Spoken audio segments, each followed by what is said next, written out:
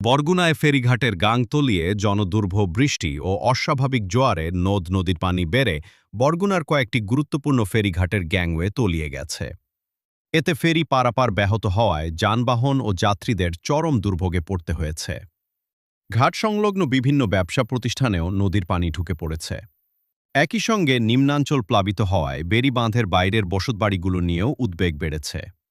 স্থানীয়রা জানান, স্বাভাবিক জোয়ারের তুলনায় নদীর পানি অস্বাভাবিকভাবে বেড়ে গেছে।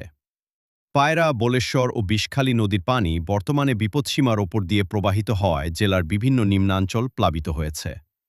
সবচেয়ে বেশি দুর্ভোগ দেখা দিয়েছে বরগুনা, পুরাকাটা ও বড়ইতলা বাইনচটকি ফেরিঘাটে। দুই ঘাটের গ্যাংওয়ে পানিতে তলিয়ে যাওয়ায় ফেরি দিয়ে যানবাহন পারাপারে চরম দুর্ভোগের সৃষ্টি হয়েছে।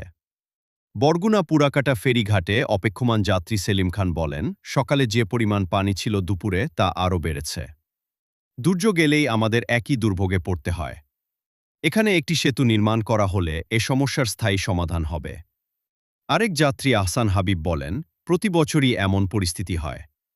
পাথারঘাটা থেকে কেউ গুরুতর রোগী নিয়ে বরগুনা জেনারেল হাসপাতালে যেতে চাইলে অনেক সময় তা সম্ভব হয় না।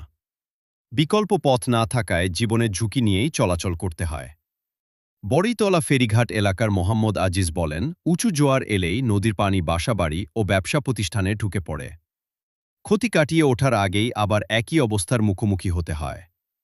বরগুনা জেলা প্রশাসনের কর্মকর্তারা জানান, জোয়ারের পানিতে জেলার কিছু নিম্নাঞ্চল প্লাবিত হয়েছে। জোয়ারের পানি নেমে গেলে পরিস্থিতি স্বাভাবিক হয়ে আসবে বলে তারা আশা করছেন।